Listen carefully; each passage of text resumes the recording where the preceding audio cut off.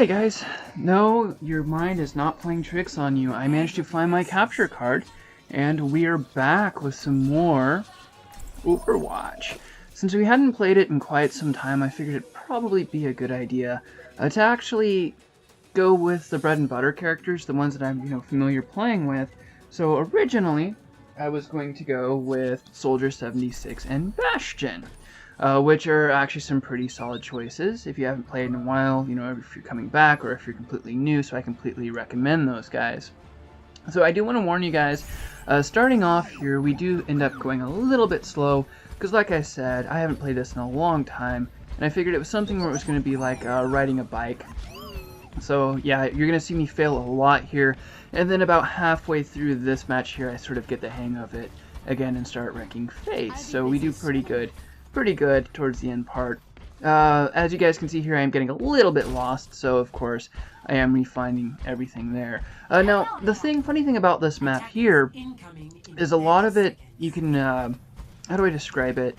There's not really a whole lot of lanes that you can go through that middle part. So basically what you want to do here is you just basically want to basically do this. But, now what you want to do is you want to set up over there by that second bus, and you can pretty much just catch everybody coming around there. And Bastion is a killer character to use on this map because of that. Since everybody has to come around that spot anyways, you just set up there and then you can completely rape face. As you guys can see here, they did find some way of getting around us, so I'm sitting here poking at that diva there, and then I actually pick up what's her face there, and then I think I either die here, no, I pack up shop, and I go back around here. I think that is one thing that a lot of folks don't really they try to over push. And the thing about it is, you have to understand is when you're playing, a game like this, you have to try and stay alive. Because the longer that you are alive, the longer you'll be there to be able to fend off the points and keep everybody going. And I think I actually end up dying here. Yeah. And this is actually going to be a perfect example here. Here pretty soon this Junkrat's going to come out. Nope, it's not this one. Oops. I stayed there a little bit too long and got picked off. But that's an example as well. Once it comes up, I'll point it out to you guys. Anyways, I over push on this Junkrat and it gets me killed. It gets me killed, guys. It sort of gets me killed. So I'll point that out when it comes up.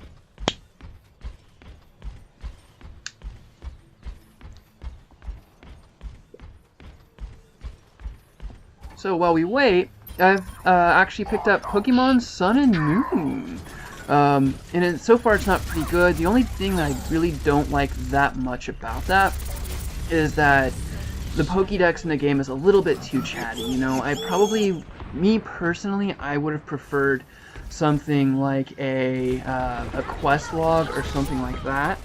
I do think it is a good idea that they finally implemented some kind of system where it says, hey, you need to go here, you need to do that to progress in the storyline. So I do appreciate that. I just kind of felt like, the Pokédex was a lot better as a... Yeah, here we go. I get over pushy on this Junkrat and it gets me killed there. So that's a perfect example of that. Know when you need to push and know when you need to fall back. Because that's sort of the whole thing about wars and battles and stuff like that, is you have to know your ebbs and flows. If you push when it's not the right time to push, then you're just going to get yourself, killed there. So that is a good example of that. But no, back to the Pokemon Sun and Moon. I like that they implemented, a sort of quest log. That way you're not getting lost. But I kind of don't like the fact that they made it as a super chatty Pokédex, For me, I liked it a lot better when the Pokédex was sort of something you can just tap on, and it shows you everything you caught. So that's my thoughts there. I've actually been working on a competitive team for the generation before Sun and Moon, and then eventually when I can figure out how to move my Pokemon over from, the last generation onto the new generation, that'll be pretty good. So far, the overall idea is that I would have a sort of a status ailment Pokemon that can tank up front, and then they can sort of weaken the team, and then I can have my breakers, my sweepers, and the pivot and all of that stuff as well. So here, I actually had an idea of I would set up shop up here, and then I would be able to take them down, you know, rain hell down on top of them. However, that girl there actually got behind me, which I've never seen that character before. I'll have to look into that. Is she a new one, or is she just one that I've missed?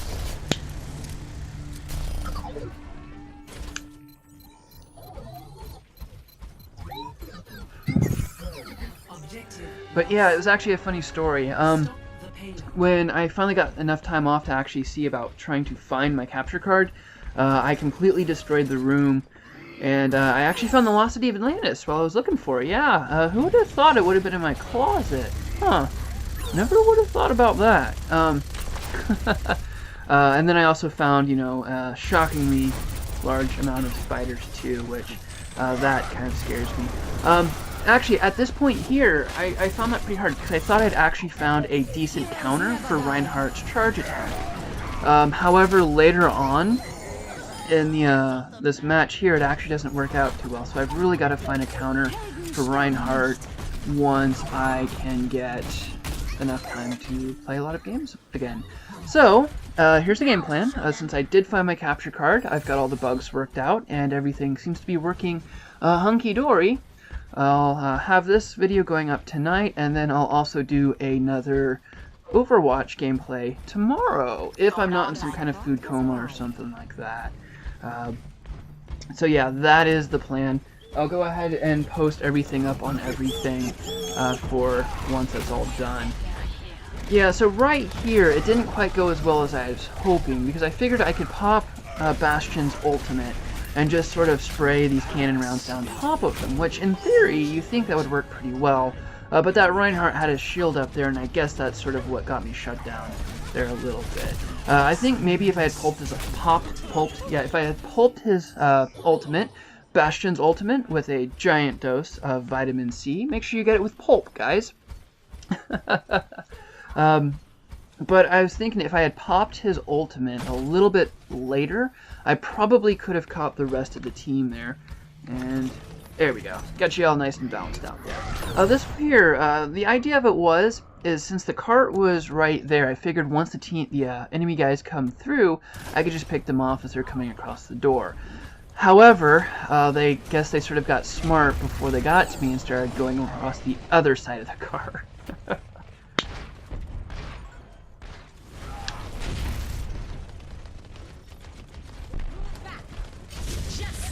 And there was Farah throwing her ultimate. Luckily I was inside of a building, so it didn't really do much damage to me.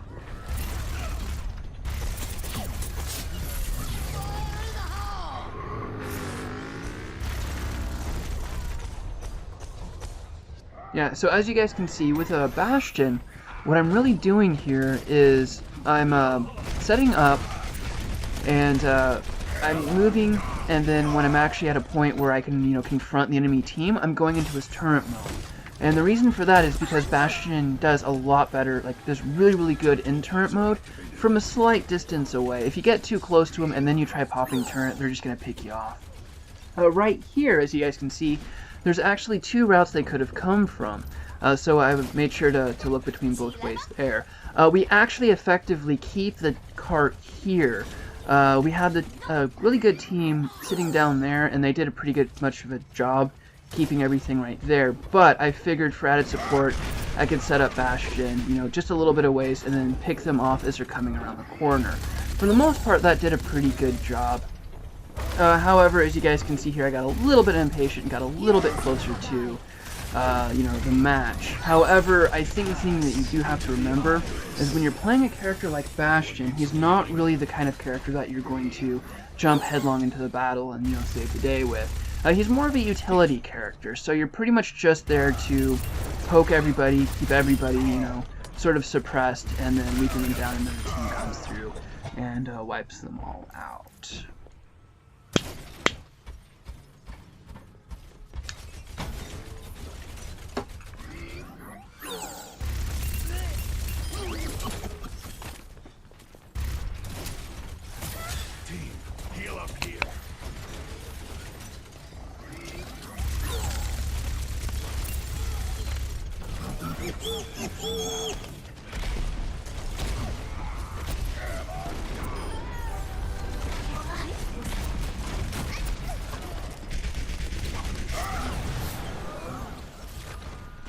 which, I don't know, Reinhardt is sort of one of those characters where you're either going to be very, very good with him, or you're just not going to be able to play him. Not at least without, like, a bunch of work. Which, of course, I am lazy, and I don't really want to put in that much work into getting Reinhardt all set up. Actually, that was a pretty interesting thing. Reinhardt did his charge, and he popped his shield. However, I was technically sitting behind that shield, so I was able just to spray him down from the side. So that was some good payback for that. I will say that. That was pretty satisfying. As you guys can see here, the enemy guys was getting ready to come around that corner there. So I just set up shop here and was able to do a good little bit of damage there. And then, of course, I just pop back heal. And then I also had the added heal from the Soldier 76 as well. Or 79. Yeah, right here is where Reinhardt manages to pick me up with his charge. And right about there, I was wondering, how did that happen? Because, you know, the last time he did that, he wasn't able to snag me. So I've really got to find some way of shutting down that charge there.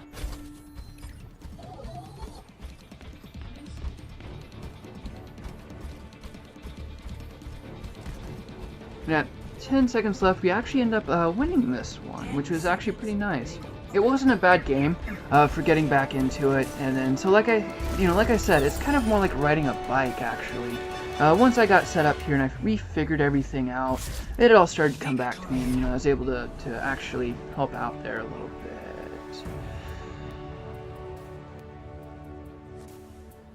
Play of the game.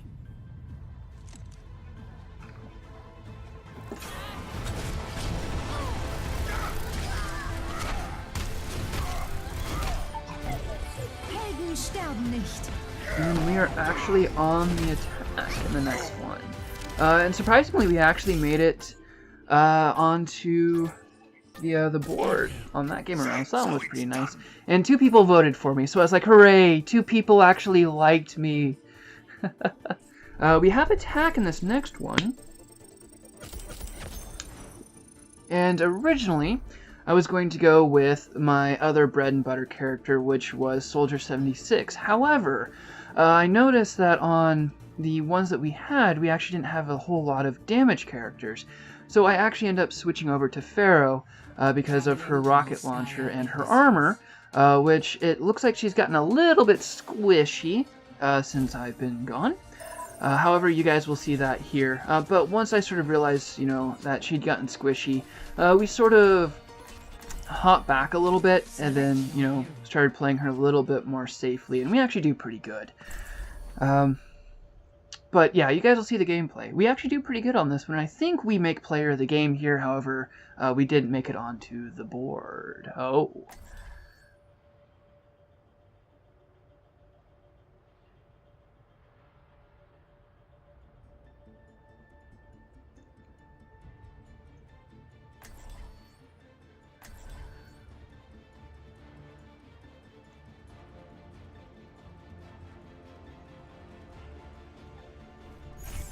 I will protect the innocent.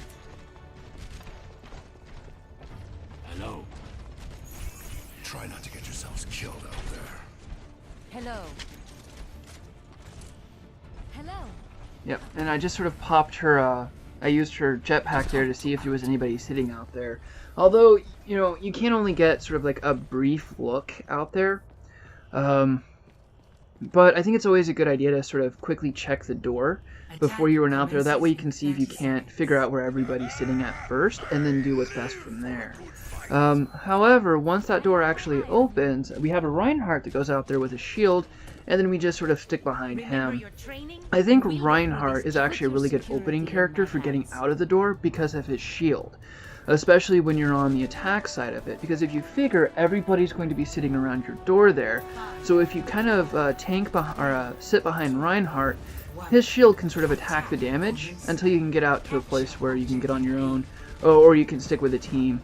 Yeah, actually there, Roadhog picks me up with 2 shots, and that's when I first start to realize that Pharaoh's gotten kind of squishy.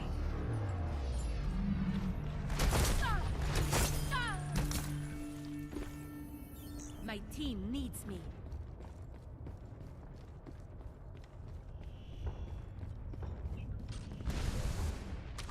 Get back.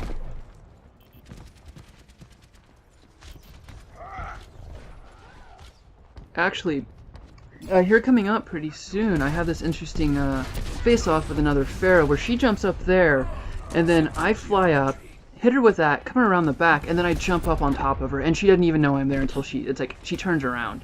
And then there we go. That was probably a awesome moment in the history of Overwatch. It's always nice when you get those moments where you can just wind up behind somebody and you get that free kill there. Here's when I really figure out how squishy Pharaoh's become, because Bastion in his turret form just shuts me down, like, very, very quickly. So after this here, I kind of start to play her a little bit more conservatively.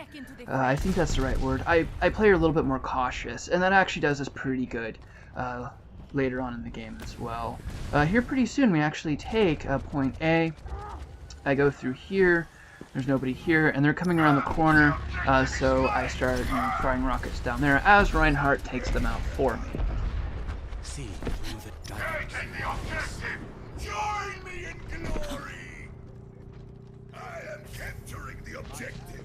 And then remembering that Roadhog was able to shut me down pretty easily, I decided to fall back behind Bastion's shield here, and I just sort of work with Bastion on that to help take that guy out.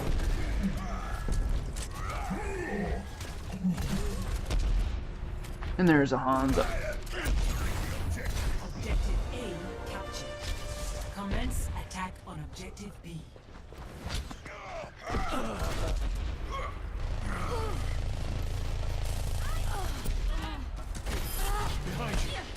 I don't know, I think a good thing about Pharaoh is if you can catch them on a wall or something like that, and you can get the rocket close enough to them, you can do some pretty decent damage with Pharaoh. On top of that, if you are able to hit them in, head on, then it also does some good damage as well. As you guys can see here, we're actually coming up on point B, and if you guys really don't have any kind of game plan together, or you don't have an attack and heavy team, they can pretty much just set up shop there, and they manage to shut you down. Here I actually pop Pharaoh's ultimate, and I just cover that part there with her ultimate there, and it actually takes out that Bastion, which I think did a lot of help towards the first start, because it means he wasn't there to poke everybody coming in. And then we managed to pick up the Mei as well. Over to the wall we go, and then into that part, we actually managed to pick that girl up there, which was actually pretty nice because we were on the higher ground. And then this Bastion picks me off with their the running around mode, whatever that's called, recon mode. There we go. But the team shows up and they managed to shut that down there, so that was pretty good.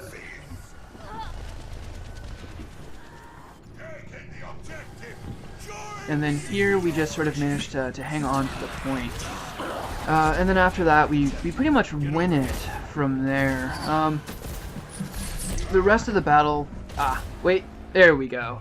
And we got it. So either we managed to win it or everybody dropped out, one or the other. And we actually did get a player of the game there. However, like I said, we didn't get onto the board, which it sucks, but hey, at least we got the player of the game. Justice reigns from above. Alright, and we've got a few seconds left, so I'll go ahead and close it there. If you guys liked the video, make sure you drop the like. Check out the channel, leave a comment, and all the links and everything is going to be in the description below. So, thanks for tuning in, guys. From the bottom of my heart, thanks for tuning in. Stay warm and stay safe out there. And as always, guys, I will leave that light on for ya.